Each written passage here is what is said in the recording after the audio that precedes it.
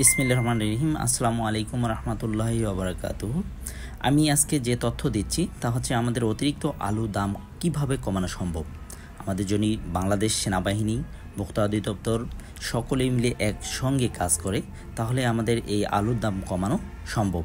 আমাদের দেশের যে উত্তরবঙ্গের কোল্ড স্টোরগুলোতে আছে, সেই কোল্ড স্টোরগুলোতে মাত্রা অতিরিক্ত রিজার্ভে আলু রয়েছে। এই আলুগুলো সিন্ডিকেটরা গত বছর এভাবেই সিন্ডিকেট তৈরি করতো, কিন্তু এবার তাদের দল ক্ষমতায় না থাকার কারণে আলুগুলো সুন্দরভাবেই রিজার্ভেই রয়ে গেছে। তারা আলুগুলো বিক্রি করতেছে না।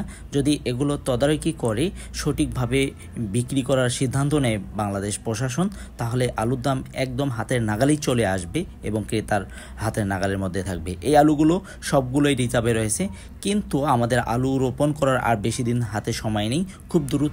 আর এই আলুগুলো যদি আমরা বিক্রি না করা সম্ভব হয়, তাহলে আগাম আলু রোপণ করা চাষিদের ক্ষতির সম্মুখীন হবে এবং দেশের কৃষক ক্ষতিগ্রস্ত হবে।